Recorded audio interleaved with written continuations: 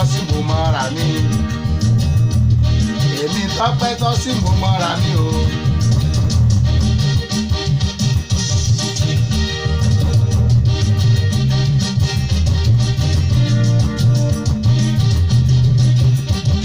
Èmi tójú òtì rí tójú òní tì láéláé mo mọ́ra mi ó dà.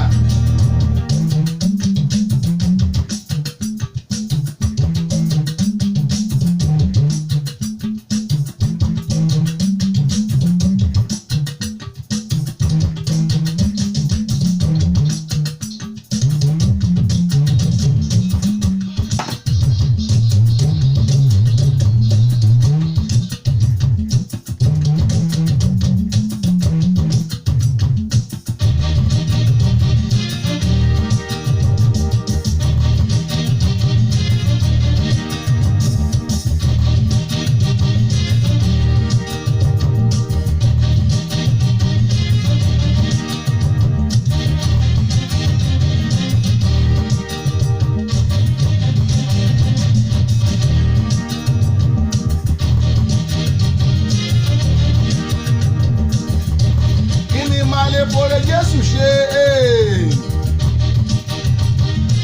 kí ni máa fore tí Jésù ṣe fún mi báwo mo ṣe lè kà tó ẹ wò ó kò sóhun mo lè ṣe àfọpẹ́ kò sóhun mo lè ṣe àfihàn àtúkàbọ̀ sórí ètò lónìí o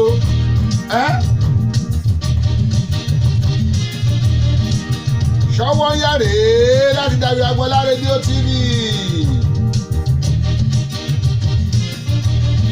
Máa fore Jésù wé nobody meant. Mo kí yín lọ́kùnrin mo kí yín lóbìnrin mo kí yín lọ́mọdé mo kí yín lágbà. Adéolú olówó yọ orin ẹ̀lẹ́ngbọ̀ yìí ọba onílù ó ní ìlú praise lélẹ́yìí téèyàn bá fìlú ní Ọlọ́run ẹ wo òkú ẹran ló ń fọ̀n bí èèyàn àwọ̀ ẹran ló ń fọ̀n bí èèyàn ẹ gbọ́ òre.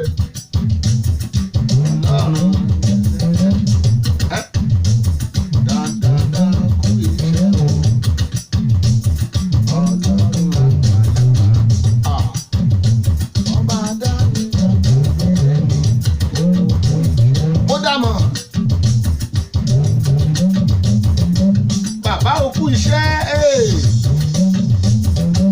Jésù òkú iṣẹ́ orí yín bẹ̀ ṣe ń wọlé Kingsley Òjó àbúrò mi kan báyìí láti orílẹ̀-èdè Nàìjíríà ẹ̀kú àbọ̀ orí yín Michael Ọláìtọ́ Fáṣínà bàbá wẹ̀ jẹ̀jẹ̀ mo kí yín o ẹ̀kú àbọ̀ Abèṣó bóòní ṣẹ́wà bàbá òkú iṣẹ́ Jésù òkú iṣẹ́ Ọlọ́run àgbàlagbà ọba adáni má gbàgbé ẹni òkú iṣẹ́ tó bá wà ní Ọlọ́run tá wà lọ́fẹ́ mọ́ yìn èmi ní sí ọ́ ẹ tún káàbọ̀ sórí ètò lẹ́ẹ̀kan sí o Michael Ọláìtọ́ Fáṣínà wọ́n ní ẹ̀kú enjoyment o enjoyment tó wà fantastic tó lọ́wọ́ gidigidi ni ó ṣá poríporí Mahogany Dero Soul I can see you God bless you.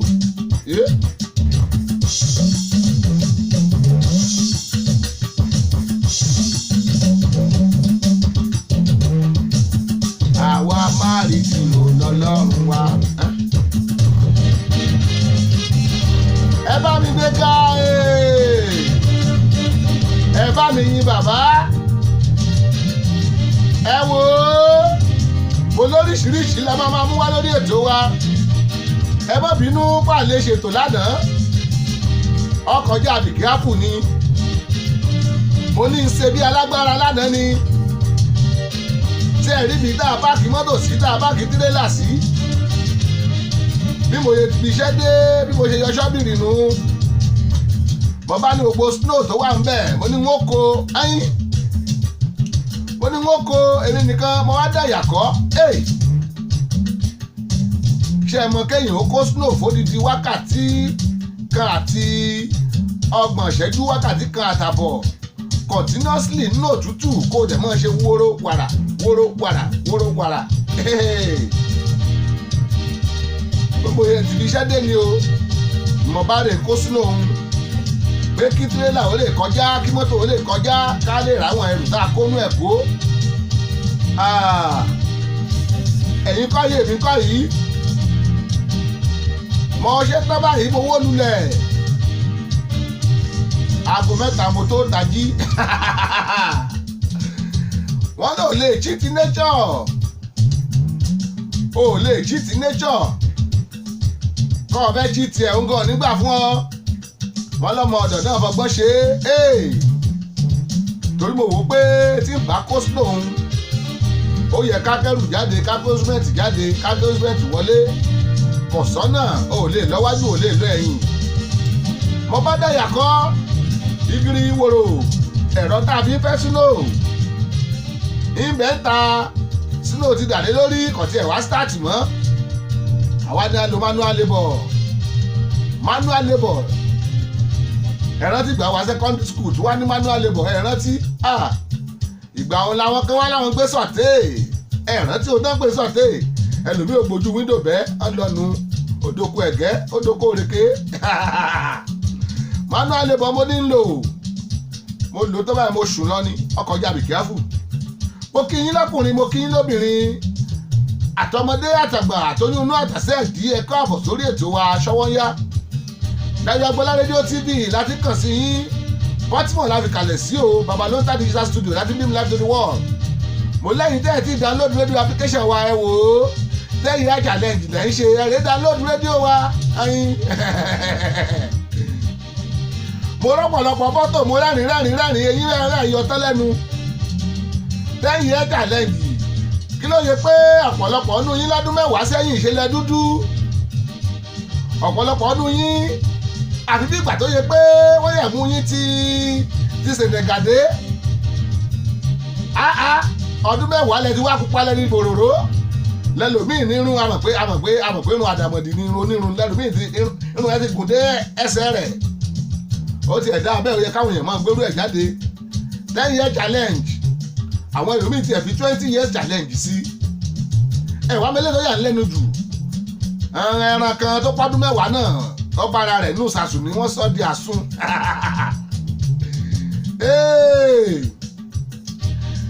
ẹ kú àbọ̀ n ò lè ṣe mọ́yìn babalógo bàbá mi ló ń jẹ́ ọlọ́run àgbàlagbà bàbá mi ló ń jẹ́ ọlọ́run àgbàlagbà èmi kò lè ṣe kéde má ní olúwa o hallelujah o. Michael Láìtẹ́ Fáṣínà wọ́n ní your energy is infectious ọlọ́run mọ̀ ní bàbá God náà mọ̀ ní kí làwa lè dá ṣe tá làwa kí là lè dá ṣe ọlọ́run alágbára náà ní àtàtìlẹ́yìn ẹ̀yìn èèyàn adúpẹ́ lọ́wọ́ bàbá God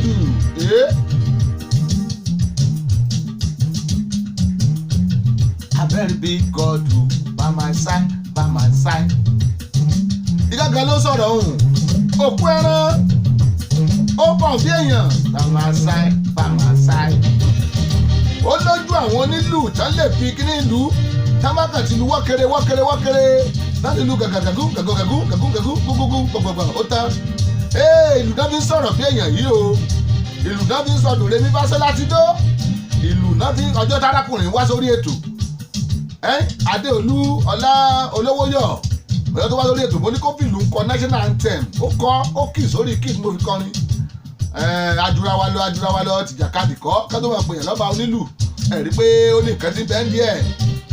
bàbá wa Michael Láìtẹ́ Fáṣínà wọ́n ní bàbá ló ta I noticed that the before of a lot of people are even better than they are now o èmi ò bí bẹ́ẹ̀ o. Michael Láìtẹ́ Fáṣínà wọ́n nígbà táwọn wo 10 year picture ẹlòmíì ọdún 10 sẹ́yìn yẹn ó dáa ju ọdún tó ń lò lọ́wọ́lọ́wọ́ báyìí bẹ́ẹ̀ ni Forest Candle tí ẹ bá wo ti Màjẹ́ Pàṣẹ òyìnbó olórin tó kọ Send Down the Rain tó kọ Holy Spirit tí ẹ bá wo ọdún mẹ́wàá ẹ̀ sẹ́yìn ó fàìn ju bó ṣe wà nísìnyí lọ ogún ọdún tiẹ̀ níná ẹ mọ̀ jẹ́ àpọ̀ ọdún mẹ́wàá tẹ̀tẹ̀ bá wo tàwọn ẹlòmíì báyìí ó fàìn ju ọdún mẹ́wàá àwọn tẹ́lẹ̀ lọ ìlú praise lẹ́ ń gbọ́ yìí o ìlú praise track 1 lẹ́gbọ́n yẹn màá tún ju track 2 sí Olówóyọ̀ Ọláolú Olówóyọ̀ tí o bá ń gbọ́ mi òre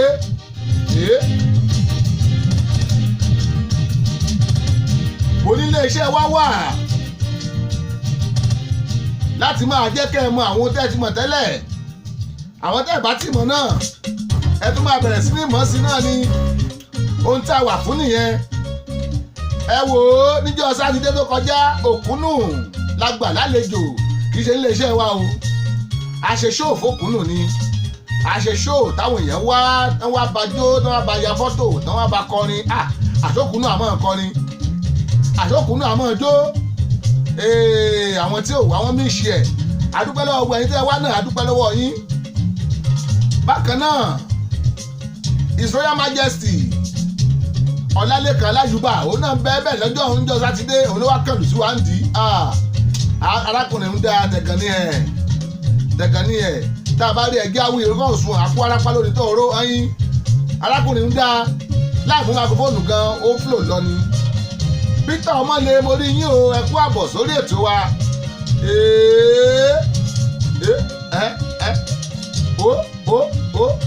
èmi náà rèé Olúwa mo wá dúpẹ́ oore àtọdúnmọ́dún ẹ̀yẹ́sìkẹ́ mo wá dúpẹ́ oore àtọṣùmọ́ṣù àní mo wá dúpẹ́ oore ìgbà gbogbo èmi náà rèé Olúwa yẹ́sìkẹ́.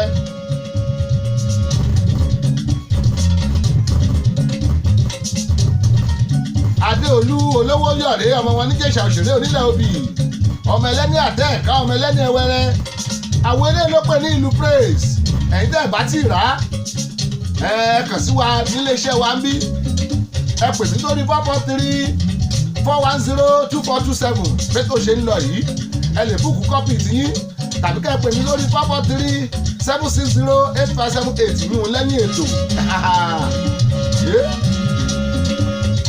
tó o bá jó lórin tó o wà ní orílẹ̀-èdè Amẹ́ríkà àbí tó o wà ní Nàìjíríà àbí tó wà káàkiri ibikíbi lágbàálá ayé o fẹ́ ká máa bẹ́ẹ̀ play orin ẹ lórí rédíò station wa àǹfààní rèé o àlówó tá a gbà lọ́wọ́ ẹ ọ̀fẹ́ lọ́lọ́run fi rán wa ọ̀fẹ́ làwa náà ń ṣe fashion táwa nínú iṣẹ́ tó ní káwa máa ṣe nu o lè send ẹ̀ sí mi lórí WhatsApp mi kó o sorúkọ rẹ kó o sorúkọ àwo náà àwọn tó yẹ pé wọn ló ṣe ni o má lè gbàwò aláwo kó o níwọ̀ ló ṣe o send ẹ lórí WhatsApp track yẹn kó o dárúkọ track yẹn kó o sọ orúkọ àwo yẹn orúkọ tó pé kó o dẹ̀ dárúkọ ẹ send ẹ sórí WhatsApp lórí 443-760-8578 443-760-8578 send ẹ sí wa máa play ẹ àwọn ẹ̀ máa acknowledge ẹ ẹnìkan là ń play ní tiẹ̀ yìí Ọláolú Adéolú Olówóyọ̀ ẹ gbọ́ ìlòrè. lójoojúmọ́ kòró bí mo ṣe wà kòró bí mo ṣe ṣe kòró bí mo ti ṣe wà ó ṣàǹtọ́jú bó jẹ́ hip hop ló ń kọ́ ni bó jẹ́ fújì ló ń kọ bó jẹ́ jùjú ló ń kọ àgbà káàkiri àgbáláyé lẹ́nu wọn máa gbọ́ ẹ o mo ní rédíò TV tiwa yóò yàtọ̀ kò sẹ́yẹ tó lè dorí kodò bí àdán àbí tẹ́jẹ́ ó ba tẹnu ẹ̀ jáde o bó o play láti Nàìjíríà nìkan kọ́ náà tó máa gbọ́ ẹ bọ́n bá ṣe ń gbọ́ ẹ ní China náà máa gbọ́ ẹ ní Japan bẹ́ẹ̀ náà ń gbọ́ ẹ ní India bẹ́ẹ̀ náà ń gbọ́ wa l'Amẹ́ríkà náà ń gbọ́ wa London náà ń gbọ́ wa ní Canada bákan náà náà ń gbọ́ wa South Africa káàkiri àgbálá ayé náà ti ń gbọ́ wa àfi má túnù sí lóògùn ẹ̀ tó bá fi lè túnù sí wọn máa gbọ́ ní káàkiri àgbá ayé ni iye rédíò station tó yẹ pé tó bá ti kúrò ládùúgbò yẹn ò gbọ́mọ irọ́ ibikíbi tó bá ti wà káàkiri àgbálá ayé ló ní máa gbọ́ àǹfààní rèé o ẹ sẹ́ndì orin yín a máa bá yín play ẹ̀ àdèmá bá bẹ̀rẹ̀ sí ní bá yín pariwo ẹ̀ àdèmá fún wọn ní nọ́mbà yín báyìí lè gẹ̀ẹ́tì ẹ̀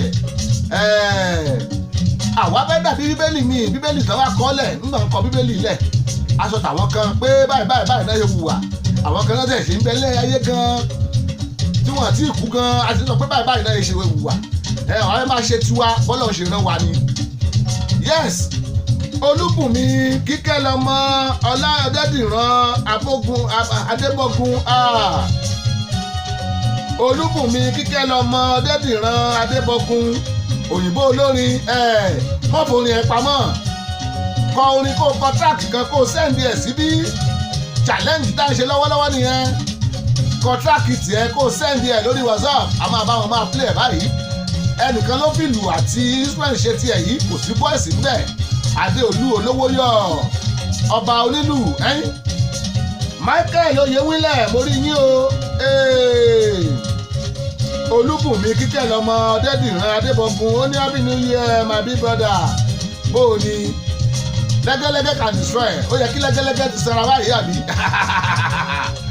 ó kọjá be careful ẹ ṣeun thank you for tuning to our radio station bẹ́ẹ̀ ni mo ní ẹ tún pàdé wa lórí our pages yìí lórí Facebook Samis Dayo Agboola ó dé ní o bàbá ló ń ta ó di méjì Dayo Agbo Media Diamond ó di mẹ́ta Dayo Agboola Radio TV ó di mẹ́rin lórí Instagram ńkọ́ ẹ lọ bàbá ló ń ta one ẹ máa pàdé wa ń bẹ̀ tàbí kẹ́ ẹ lọ sí Samist ẹ máa pàdé wa ń bẹ̀ bákan náà lórí Google ẹ lọ sí www.dayoagbola.com ẹ máa bá wa ń bẹ̀ yẹ́sìkẹ́ tó wákàtí ẹ̀wù yín ẹ̀yẹn kàn lọ lórí Google ẹ tẹ Dayo Agbola síbẹ̀ ẹ máa lè pẹ̀lú wa bẹ́ẹ̀ ṣe lè pè wá sórí ètò 443-410-2427 tẹ́ ẹ bá wo orí rédíò application wa nọ́mbà yẹn wà ń bẹ̀ ẹ ní ìdájí ẹ̀ túmọ̀ kọ́lẹ̀ tàbí 443-760-8578 ẹ bá wo orí rédíò àpò wa nọ́mbà yẹn bẹ́ẹ̀ ń bẹ̀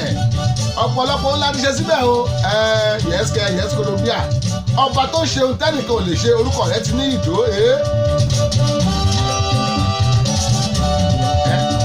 orúkọ rẹ̀ ti tó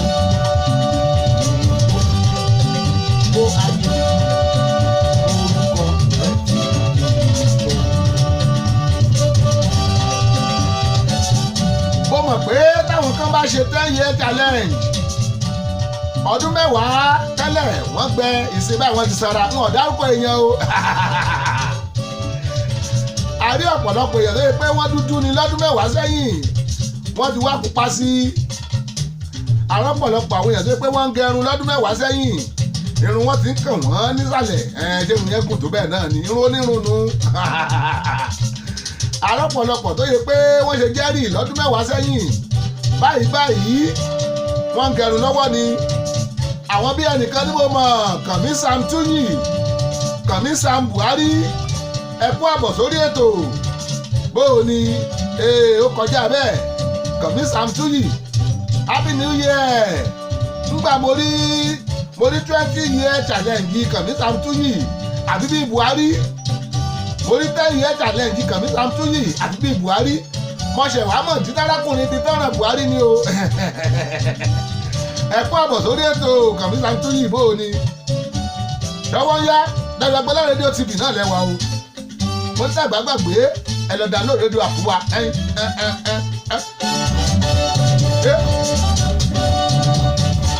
Adéolú olówó yọ̀rẹ́ poa Sun Lion Paul Ọlátúnsìn Adé Awótúnsìn Paul Olúmúyìwá Awótúnsìn poa àwọn náà gbé àwo náà jáde o Sun Lion ẹ̀rí pé ó kí ń lẹ̀ ó ṣá própró ẹyin ó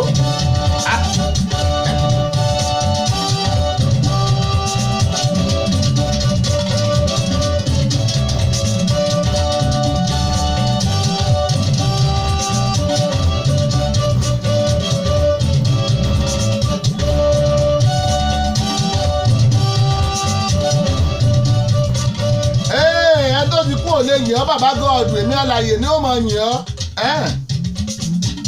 ó ní òkú ẹran ló pọ̀ bí èèyàn awọ ẹran ló pọ̀ bí èèyàn tọ́kì dọ̀gá fi ń kọrin ẹgbọ́.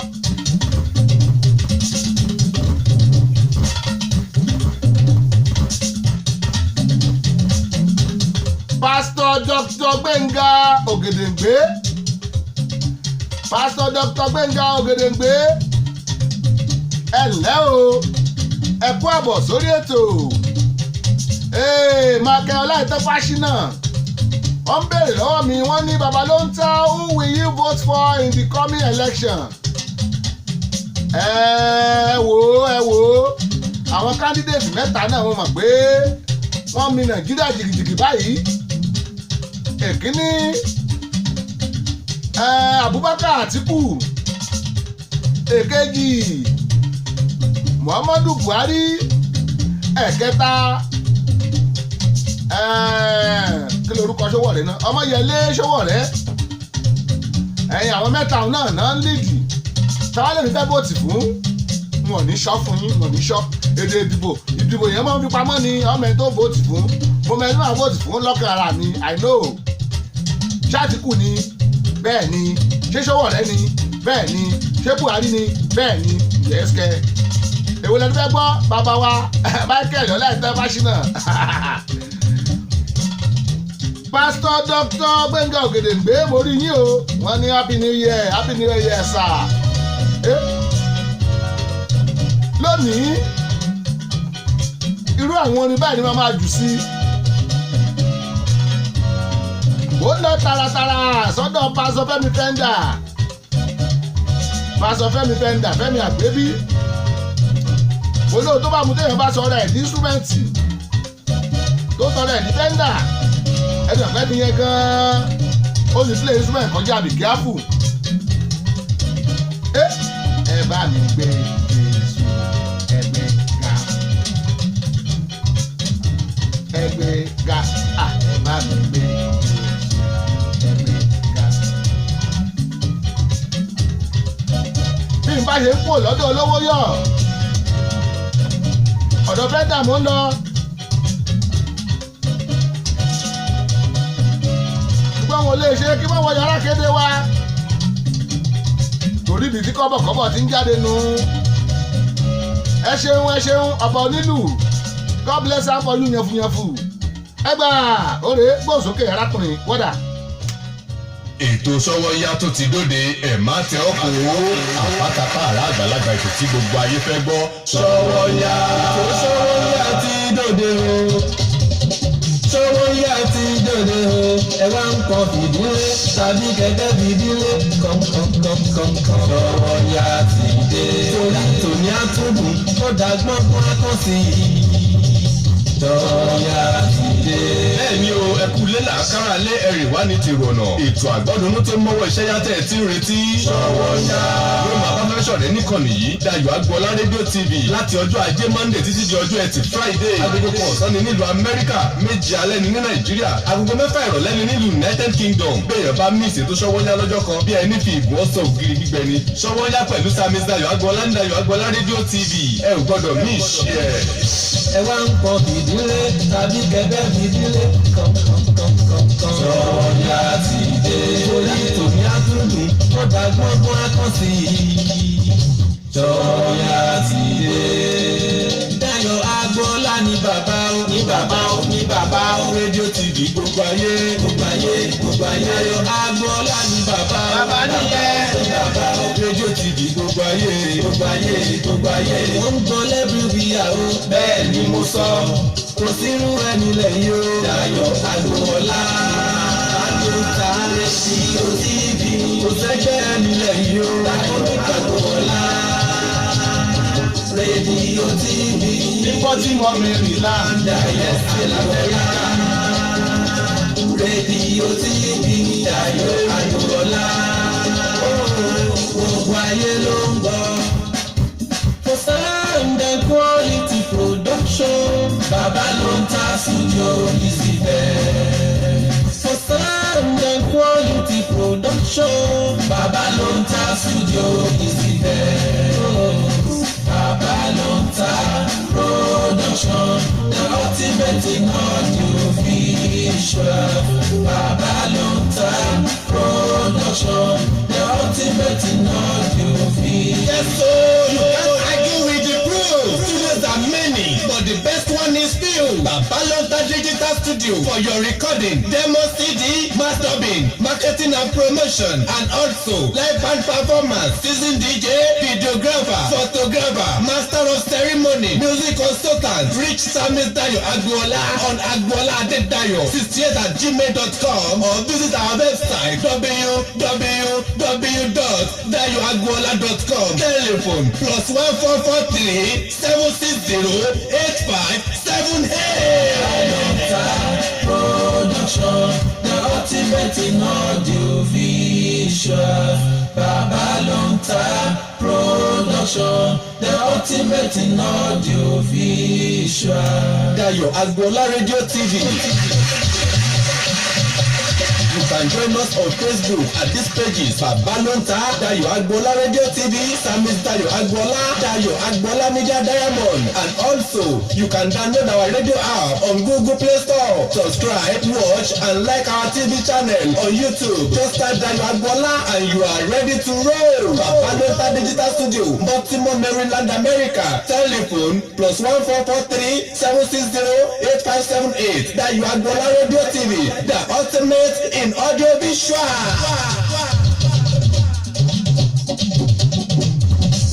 Ṣọ́yà ètò tá a fẹ́ gbọ́ Dayo Agboola rédíò TV. Ṣọ́yà ètò tá a fẹ́ gbọ́ Dayo Agboola rédíò TV. Bẹ́ẹ̀ni every Monday ti Friday látọjọ́ ajé lọ́jọ́ Jímọ̀ ni o ṣẹ́gbọ́n. Ṣọ́yà ètò tá a fẹ́ gbọ́ Dayo Agboola rédíò TV. Ṣọ́yà yìí o ètò tó lóyin ládùn wà polówó ọjà kájébù bàjẹ́ polówó ọjà tàbó ń kó ẹ̀pẹ́ Dayo Agboola sórí nọ́mbà rẹ̀ +144 376 085 78. Ṣọ́yà ètò tá a fẹ́ gbọ́ Dayo Agboola rédíò TV. Ṣọ́yà yìí o ètò tó lóyin lágbólówó ọjà kájébù bàjẹ́. ẹ wò ó ṣọwọ́ yá lẹ́tò tó lóyin ládùn, ṣọwọ́ yá lẹ́tò tó ń datẹ́kùn láàmú, ṣọwọ́ yá lẹ́tò tẹ́ ń gbọ́ lọ́wọ́lọ́wọ́ láti Dayo Agboola rédíò TV. mo ní tẹ́ ẹ̀ bá ti dánlóòdù rédíò àpúwá ẹ̀ẹ́dìmíṣì ẹ̀rẹ́ dánlóòdù ẹ̀ 24 hours ẹ̀ máa gbọ́ wa. ó wà lórí Google Play Store o, ẹ̀yẹn táàpù Dayo Agboola rédíò ó máa gbé jáde dánlóòdù ẹ̀ bíi 6 megabytes péré ni.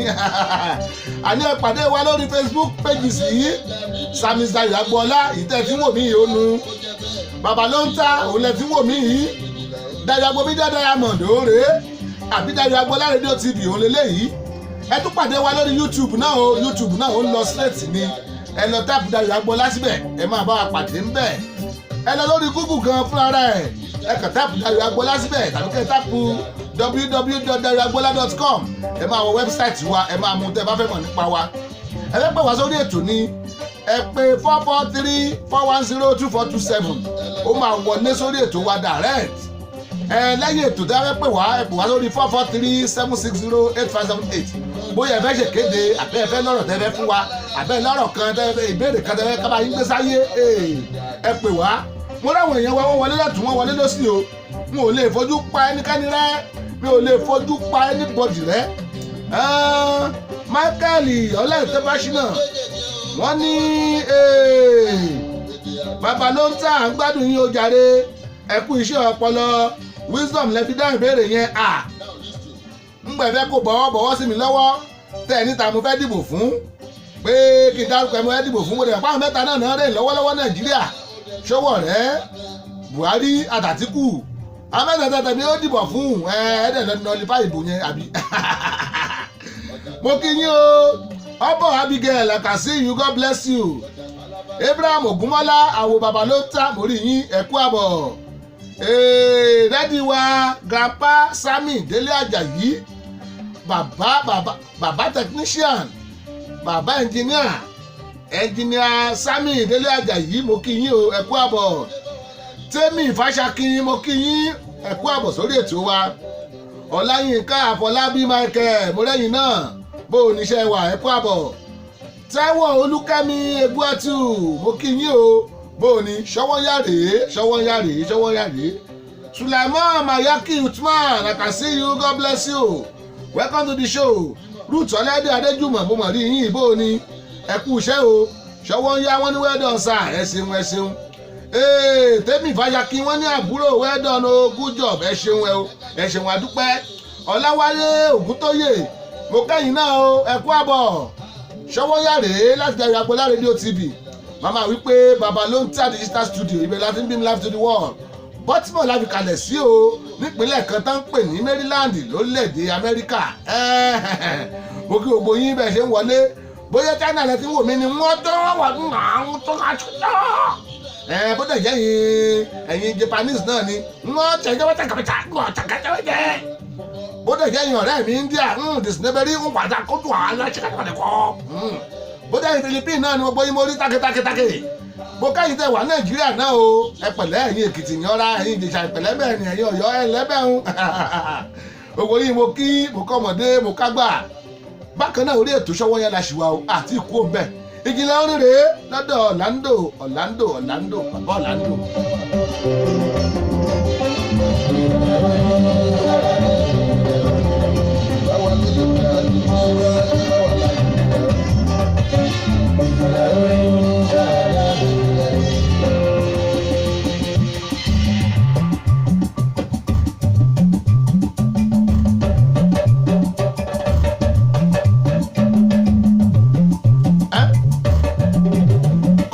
Kọlùbọ̀ ìyá gèrè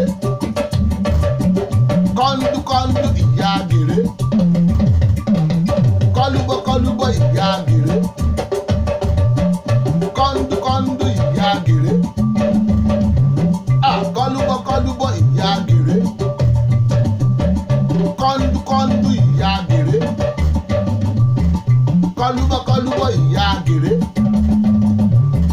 kọ́ńdú ìyá gèrè.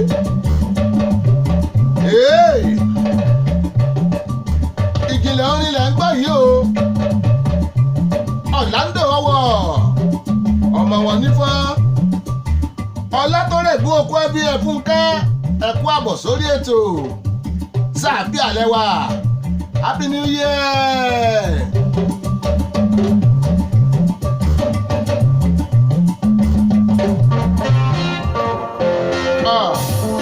Wọ́n dojú ẹ̀rú padà wọ́n lọ túṣà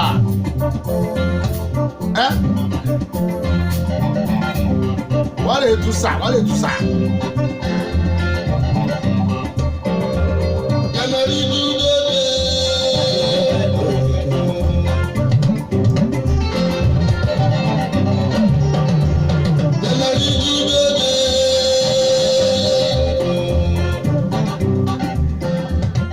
Mo ní àwọn tó ń ṣe 10 year challenge ẹjẹ́ àwò 10 year challenge Buhari ẹjẹ́ àwò 10 year challenge Àtíkù ẹjẹ́ àwò 10 year challenge Ṣówórẹ́ ẹjẹ́ àrí 10 year challenge wọn kámọ̀ mọ́túnlé máa rí lọ́dún mẹ́wàá sísìn èmi ò lọ bẹ̀rẹ̀ láti 40 year challenge àbí kí n bẹ̀rẹ̀ láti 50 year challenge ní ẹ mọ̀ pé lè ṣe mọ́ ìyá fọ́tò tèmi àwọn ibi tá a ti gbégún ya fọ́tò ibi tá a ti bóró ya fọ́tò tá a ti báyé mọ́jà ya fọ́tò wọn a máa ní òjò ti pagún ọjọ́ ti pẹ́ kí ló lè kú náà ti kún òkú òdú òjò ikú gbogbo ẹ̀ lè dáa náà ni nígbà bá bẹ̀rẹ̀ 50 years challenge ní máa fi bẹ̀rẹ̀ ayé ti 50 ayé ti 40 ayé ti 30 ayé ti 20 ayé ti 10 year challenge àwọn àṣe last year challenge náà àbí bẹ̀bẹ̀ nìkan ló dá 10 year challenge lẹ̀ wọ́n lè ní 2 weeks challenge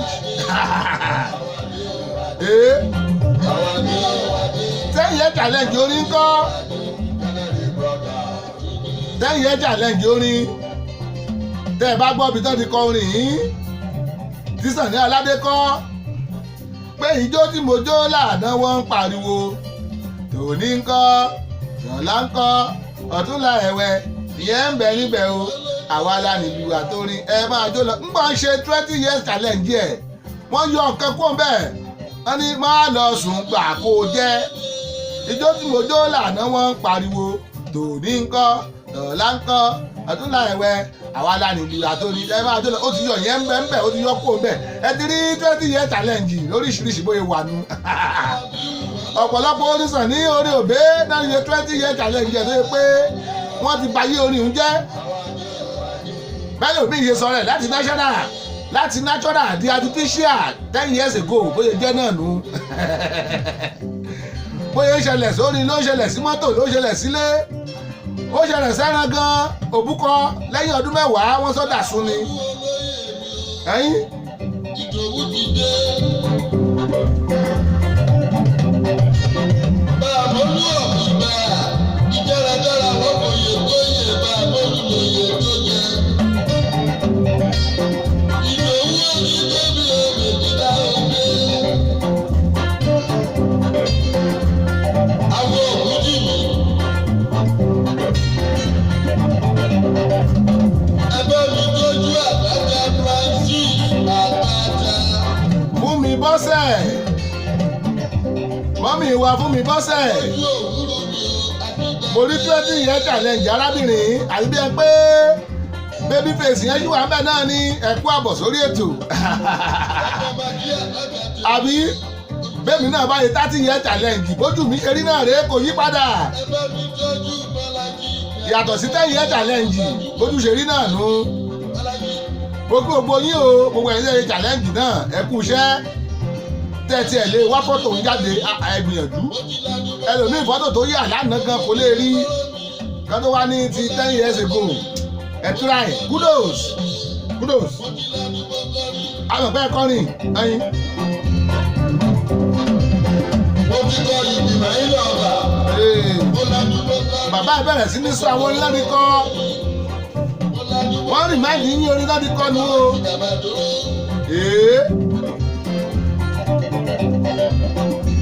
Orí tó gbẹ̀rù sáyé ẹ̀jẹ̀ system.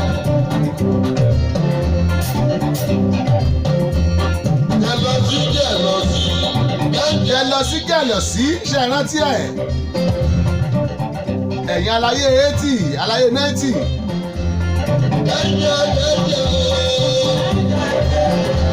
Jẹ́lọ́sí ṣe rántí alágbọ̀n rántí alágbọ̀n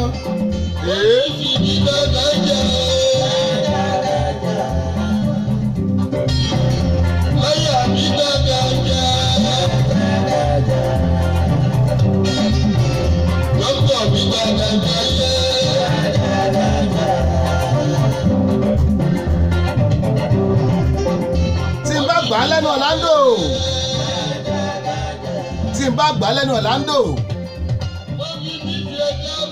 talẹ̀mọ̀ ní mo fẹ́ gbélé lọ́wọ́ ẹ̀ lè gẹ̀ẹ́tì ẹ̀ ó máa yà yín lẹ́nu ẹ̀yin aláyé 90s òrè hip hop ní ẹ máa gbọ́ òrè let's go.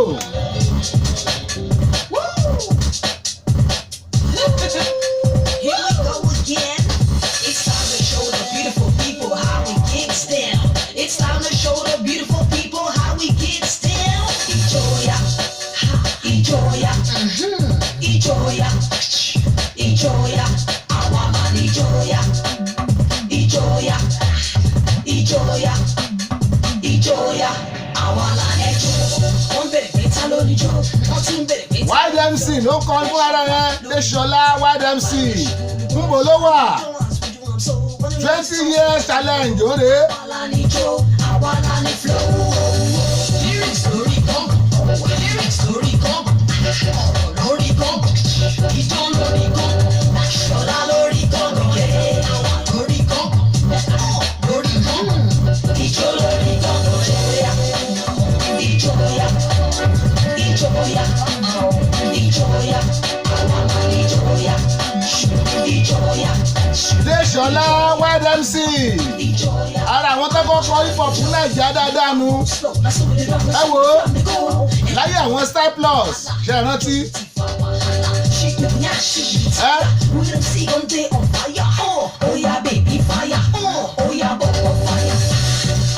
Láyé àwọn Plantation Boys. Láyé àwọn Maintain. Bólẹ́wà.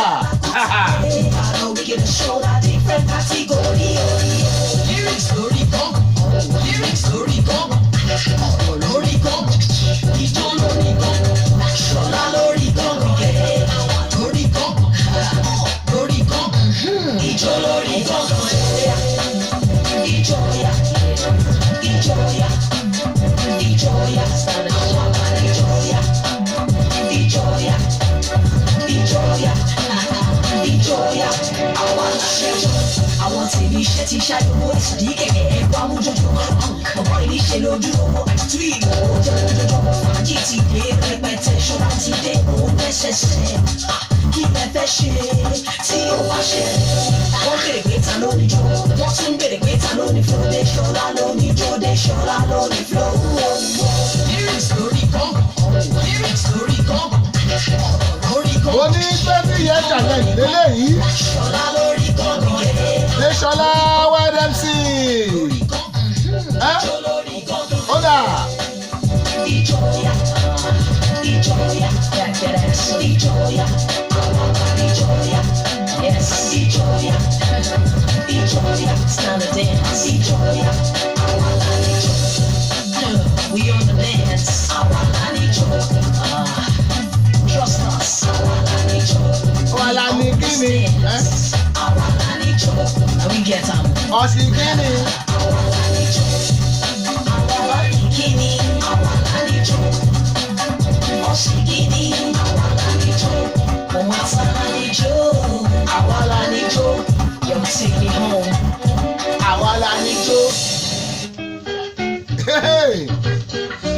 Ẹrẹ́rẹ́ tùrẹ́ Ọlálékan Aláyùbá Mr. Gado ọmọjọmọ lọ ẹkú àbọ̀ sórí ètò bóòní.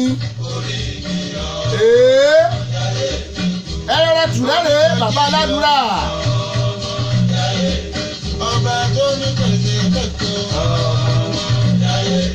40 years challenge lélẹ́yìí. This one is 40 year challenge.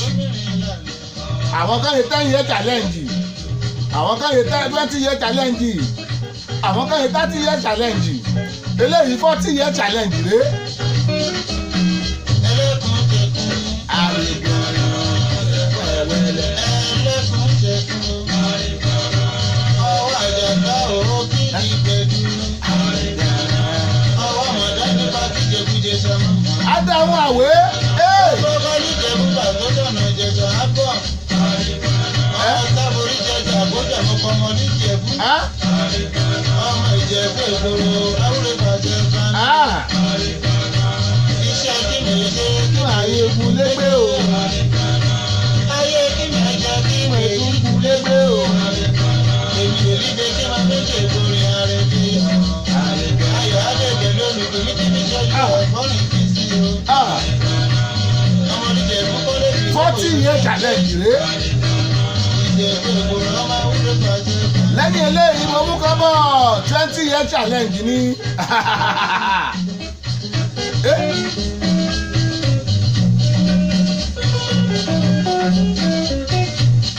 Ẹlẹ́rẹ́ tùrẹ́. Àwọn ọ̀nà fi afọ rẹ̀ ẹlẹ́lẹ́ ti rẹ̀ sọ ní kọ́mọ ọ̀fọ̀ rẹ̀ ẹlẹ́lẹ́ ti rẹ̀ ọ̀sọ́ ní kọ́mọ ọ̀fọ̀ rẹ̀ Àní. ẹlẹ́lẹ́ ti rẹ̀ ọ̀bìbọ̀ ṣúgà ọ̀bìbọ̀ ṣúgà ọ̀bìbọ̀ yàpọ̀ rẹ̀ dọ̀dù ẹlẹ́lẹ́ ti rẹ̀. Track tẹ́ ń gbọ́ yìí ẹlẹ́rẹ́ tùrẹ́ ẹ̀ẹ́dẹ́ pé táìtù ẹ̀. Bàbá wa Akédàró bàbá aládùá. Ẹ wọlé lásìkò. Bàbá wa Fẹ́mi Ọ̀ṣọ́bùkọ́lá. Alága ẹgbẹ́ ọmọ Bòkun Baltimore àti DC. Mo kí yín o ẹ kú àbọ̀.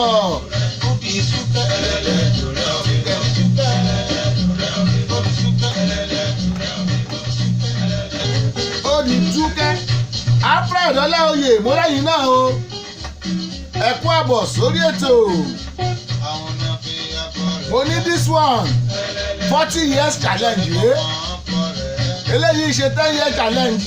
ọ̀bìbọ̀ sókè ọ̀bìbọ̀ sókè ọ̀bìbọ̀ jápọ̀rin pọ̀nù bí. Eléyìí ẹgbẹ́ sì ń kọ́ kúkì súkẹ́ ẹlẹ́lẹ́ lórí ọ̀bìbọ̀ súkẹ́. 20 year challenge. súkẹ́ ẹlẹ́lẹ́. Ó dà 20 year challenge rèé. Ó gbé fóònù ẹ̀ àwọn lápá. Ìwọ èmi. Ẹyin táre òbésèré rèé bàbá àpàsídó ọmọ rápálá.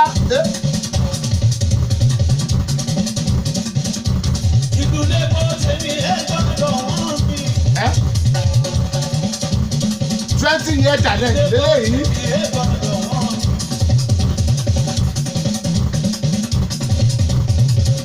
Bí mọ́tò bá lè kó ṣe mọ̀ pé kò lè dákẹ́. Bí plẹ̀tì bá lè kó ṣe mọ̀ pé kò lè jábọ́. Ọkọ̀ ojú omi bí kò lẹ́kọ̀ọ́ kò ní ṣiṣẹ́. Wọ́n ní ìlú fún mi lẹ́kọ̀ọ́ má jẹ́ sùn rárá o. Ìlú lẹ́kọ̀ọ́ tèmi lẹ́kọ̀ọ́ lọ́wọ́ mi. Ìlú lẹ́kọ̀ọ́ mi lẹ́kọ̀ọ́ lọ́wọ́ mi. Ìlú lẹ́kọ̀ọ́ mi lẹ́kọ̀ọ́ lọ́wọ́ mi. Don't cry, I can see you. Don't cry, I can see you. God bless you. Thank you for joining us on this program today. You are right on the Agbola Radio TV. Cheers.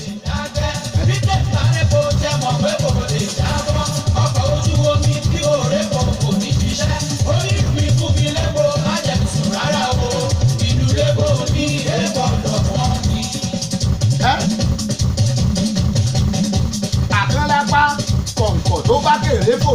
Àkànlápá ó dà. 20 year challenge lélẹ́yìí Àbàsídó Òbésèré Sídó aláṣà àkàṣà. Onídùúgbì fún mi lẹ́kọ̀ọ́ mo ti fẹ́ máa sí jò. Nítorí wípé ṣọmọ bọ́ sí kí n pàgò. Ẹni tó bá mú sí gbòòrò òun lọ sí pápá. Orí tèmi máa gbọ́ lè wọ̀. Báyé bá ti bọ̀. Wọ́n láti jó bọ̀ṣú ọ̀ní. Bọ̀ṣú ọ̀ní jọ. Wọ́n láti jó bọ̀ṣú ọ̀ní. Gẹ̀gẹ̀gẹ̀gẹ̀gẹ̀gẹ̀ ó dà.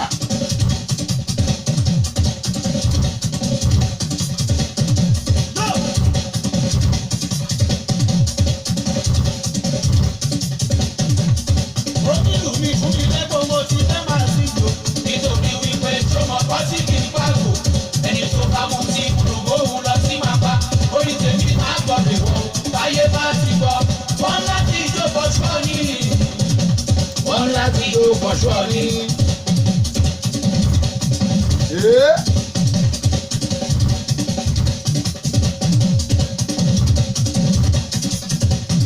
Ṣé wọ́n rí pápá kan náà kan kì í mọ́wọ́ dúró? Àfọwọ́pọ̀ náà ò gbúdọ̀ mọ́wọ́ dúró. Àti tó bá labọ́ lórí ko. Mo ṣe Elédùmarè ló mọ iye mi sí. Òjòjò náà tí ò dá Elédùmarè ló mẹ́yẹ ní wá pa. Òràwọ̀ s'Elédùmarè kó lóhùn ìbára ìjọba. Ẹ ò sọ fún mi. Bẹ́ẹ̀ mo bá máa ń wò ó láti gbé. Àwọn ọdẹ àwọn sì wọ lẹ́yìn ọ̀rọ̀ o. Ẹ jẹ́ ń lọ sí lọ́wọ́lọ́wọ́ challenge. Àbí? Lọ́wọ́lọ́wọ́ challenge. Ìjọba kìíní. Àmọ̀ fún ògbàjọba lọ́wọ́lọ́wọ́ challenge rèé. Lọ́wọ́lọ́wọ́ challenge. Bóyá ń lọ lọ́wọ́lọ́wọ́ rèé. Ètò Sọ́wọ́nyá tó ti dóde ẹ̀ má tẹ ọkọ̀ owó àpátápá àrà àgbàlagbà ètò tí gbogbo ayé fẹ́ gbọ́. Sọ́wọ́nyá ètò Sọ́wọ́nyá ti dóde o. Sọ́wọ́nyá ti dóde o. Ẹ wá ń kọ fìdílé tàbí gẹ́gẹ́ fìdílé kọ̀ǹkọ̀ǹkọ̀ǹkọ̀ǹ. Sọ́wọ́nyá ti dé. Torí tòní àtúndùn ó dàgbọ́n bá tán sí i. Sọ́wọ́nyá ti dé. dé. Bẹ́ẹ̀ni o, ẹkú lé làákàrà lé ẹ̀rì wá ní tìrọ̀nà. Ètò àgbọ́dúnú tó mọ́wọ́ iṣẹ́ yàtẹ̀ tí ń retí. Ṣọwọ́nyá. Yóò máa bá fẹ́ ṣọ̀rẹ́ níkànnì yìí. Dayọ̀ Agboola rédíò TV láti ọjọ́ ajé Monday títí di ọjọ́ ẹtì Friday. Agogo kan ọ̀sán ni nílùú Amẹ́ríkà, méjì alẹ́ ni ní Nàìjíríà. Agogo 6 ìrọ̀lẹ́ ni nílùú United Kingdom. Béèyàn bá mísì tó Ṣọwọ́nyá lọ́jọ́ kan bí ẹni fi ìbò ọ̀sán ògiri gbígbẹ ni. Ṣọwọ́nyá pẹ̀lú Samis Dayọ̀ Agboola ní Dayọ̀ Agboola rédíò TV. Ẹ ò gbọ́dọ̀ mí ìṣe ẹ̀. ẹ wá ń kọ ìdílé tàbí gẹ́gẹ́ bí ìdílé kọ̀ọ̀kọ̀ọ̀kọ̀. Ṣọwọ́nyá ti dé. Torí tòmí àtúndùn tó dá gbọ́ngbọ́n àtọ́ sí i. Ṣọwọ́nyá ti dé. Dayọ̀ Agboola ní bàbá o, ní bàbá o, ní bàbá o. Rédíò TV gbogbo ayé, gbogbo ayé, gbogbo ayé. Dayọ̀ Agboola ní bàbá o, bàbá o, ní bàbá o. Rédíò TV gbogbo ayé, gbogbo ayé, gbogbo ayé. Wọ́n ń gbọ́ lẹ́bùrú ìyàwó, bẹ́ẹ̀ ni mo sọ. Kò sírú ẹni lẹ́yìn o. Dayọ̀ Agboola. Àjọta rédíò TV. Kò sẹ́gbẹ́ ẹni lẹ́yìn o. Dayọ̀ Agboola. Rédíò TV. Nígbà tí mo mìíràn láńdà yẹ Agboola. Rédíò TV. Dayọ̀ Agboola. Gbogbo ayé ló ń gbọ́. For sound and quality production, Babalonta Studio is the best. For sound and quality production, Babalonta Studio is the best. Babalonta Production, the ultimate in audio visual. Babalonta Production, the ultimate in audio visual. Yes, so you can't argue with the pros. Studios are many, but the best one is still Babalonta Digital Studio for your recording, demo CD, mastering, marketing and promotion, and also live band performance, seasoned DJ, videographer, photographer, master of ceremony, music consultant. Reach Samis Dayọ̀ Agboola on agbooladedayo68@gmail.com or visit our website www.dayoagboola.com. Telephone +1443 760 8578. Production, the ultimate in audio visual. Babalonta Production, the ultimate in audio visual. Dayọ̀ Agboola Radio TV.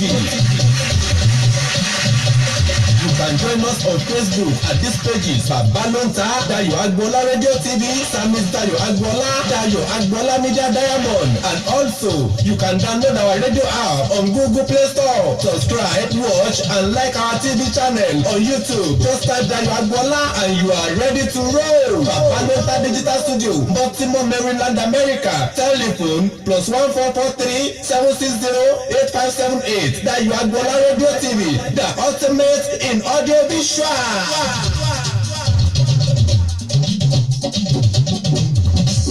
Ṣọwọ́nyá ètò tá a fẹ́ gbọ́. Dayọ̀ Agboola rédíò TV. Ṣọwọ́nyá ètò tá a fẹ́ gbọ́. Dayọ̀ Agboola rédíò TV. Bẹ́ẹ̀ni every Monday ti Friday látọjọ́ ajé lọ́jọ́ Jímọ̀ ni yóò. Ṣọwọ́nyá ètò tá a fẹ́ gbọ́. Dayọ̀ Agboola rédíò TV. Ṣọwọ́nyá ni o ètò tó lóyin ládùn máa polówó ọjà kájébù gbàjẹ́ polówó ọjà tàbóńkóhùn ẹ̀pẹ̀ Dayọ̀ Agboola sórí nọ́mbà rẹ̀ +144 376 085 78. Ṣọwọ́nyá ètò tá a fẹ́ gbọ́. Dayọ̀ Agboola rédíò TV. Ṣọwọ́nyá ni o ètò tó lóyin ládùn polówó ọjà kájébù gbàjẹ́. mo ní Ṣọwọ́nyá lẹ́tò tó ń lẹ́tò tó ń dalẹ̀ rú Ṣọwọ́nyá lẹ́tò tó ń datẹ́gùn láàmú wá polówó ọjà yín o iṣẹ́ tẹ̀ ń ṣe wá polówó ẹ̀. mo kí bàbá wa Timothy Agbẹ́jà aláyẹ CAC ní gbogbo North America. bàbá wa mo kí yín ẹ kú àbọ̀ sórí ètò ṣàlàfíà lẹ́wàsà God bless you. tẹ́ ẹ bá dùn àbáyé tó bá ń preach tó bá tún kọrin ó kọjá be careful. ẹ káàbọ̀ dádì God bless you. Adéṣọ̀kan Babátúndé mo rẹ́yìn náà o ẹ kú àbọ̀ sórí ètò wa. Àjọkẹ́ ògo mo kẹ́yìn náà ẹ kú àbọ̀ Ọláwálé Ògúntóyè gbogbo yín mo kí ẹ wo ọ̀rọ̀ mi ti dayọ̀ ń tèmi ṣùgbọ́n orúkọ yín èèyàn mélòó náà lè fi kó kọ ọmọ yẹn fi tèmi kó kọ dayọ̀ lágbájá gan tó kọ́ tẹ́ bá lọ wo 10 years tẹ́ bá lọ wo 10 years challenge lágbájá ó dà kan bojú ọdún ìbáyìí wọ́n ṣe ojú rẹ̀ 10 years challenge tó ga nìyẹn ṣùgbọ́n ọ̀rọ̀ mi dayọ̀.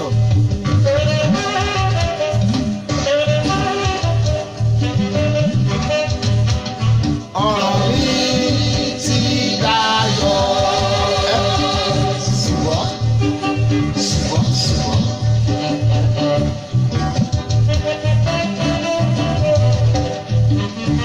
lẹ́yìn eléyìí a lọ pé bàbá wa Ayémẹ́lẹ́ kí wọ́n gbàdúrà parí ìsìn fún wa.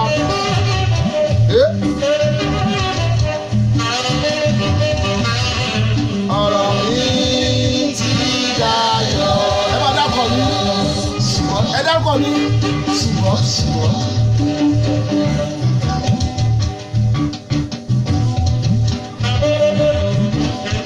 tere nana jalakato. ani tere nana jalakato.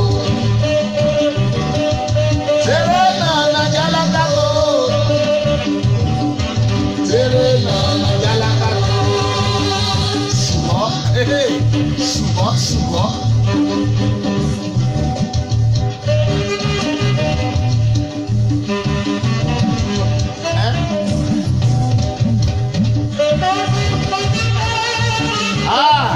Yọ̀dà fún ọmọ bàbá mùkọ́.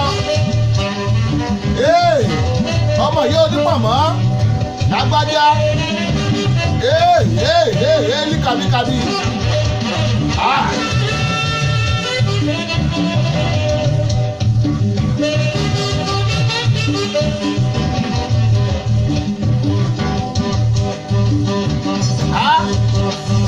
Ó dà kó bẹ́ẹ̀ fún.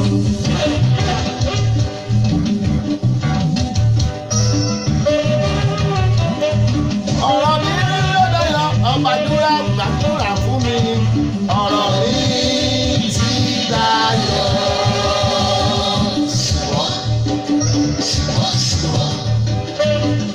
tí ẹ bá ń gbọ́ pẹ̀kẹ́lẹ́ tí ẹ bá ń gbọ́ pẹ̀kẹ́lẹ́ ẹ má yà sọ tún ẹ má yà sọ sí. Dayọ̀ Agbọ́láre kì í ṣàlòrò ó gbà lọ. Ogun adu níṣojú níjà. Ogun adu nílé lọ́pọ̀lọpọ̀. Ìwọ nìkan ló pa sọ́jà mẹ́fà. Ọ̀rọ̀ wọn máa ló padà sẹ́yìn. Ó padà sẹ́yìn ló bá ń gbógun lọ. Àdí ló bá kàn padà sẹ́yìn ló bá ń gbógun lọ. Ó padà sẹ́yìn ó bá ń gbogbo lọ. Bàbá rẹ̀ ń gbé lọ bí ewúrẹ́. Ìyá rẹ̀ ń gbé lọ bí ìgalà. Ìwọ náà ń gbé lọ bí ìgalà. Obìnrin kẹ́lẹ́ ń kù síbẹ̀. Obìnrin kẹ́lẹ́ ń kù síbẹ̀. Lẹ́ ń kù síbẹ̀ lẹ́tún fi ń rọ̀ mọ́. Oya ká lọ o, oya o, ẹyẹ lọ o, oya ká lọ o. Oya o, Dayọ̀ rédíò, oya ká lọ o. Oya o, Dayọ̀ rédíò, oya ká lọ o.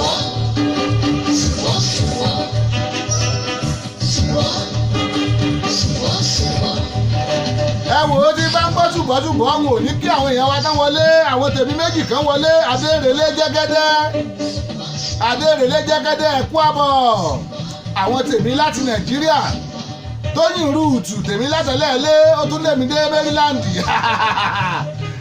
ẹ kú àbọ̀ ẹ wò ó ẹ ń bá bòrè ọ̀fẹ́ ó mọ̀ bá dùn àkẹ́ ẹ bá bomi ìṣọwọ́ ń kọ́ bóúnjẹ èyí tẹ́ wọlé lórí ètò náà tipa náà tẹ́ ẹ̀ bá tiẹ̀ gbóhùn tá a ṣe ládìbẹ̀rẹ̀ ẹ lọ wo replay ẹ̀ tàbí kẹ́ ẹ lọ sórí YouTube ẹ máa bá a pàdé ń bẹ̀.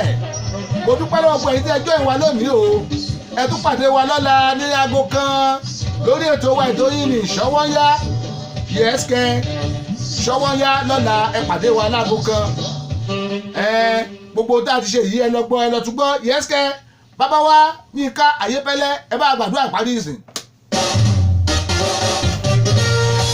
Ó máa ró, ó máa ró, ó máa ró gẹ́gẹ́dẹ́. Ó máa ró, ó máa ró, ó máa ró. Agogo ayọ̀ mi, ó máa ró. Agogo ayọ̀ mi, ó máa ró.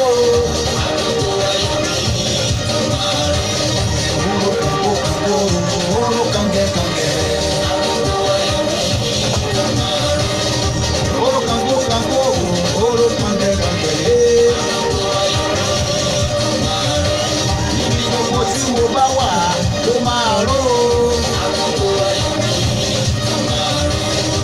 Lórílẹ̀-èdè Amẹ́ríkà ló máa ró.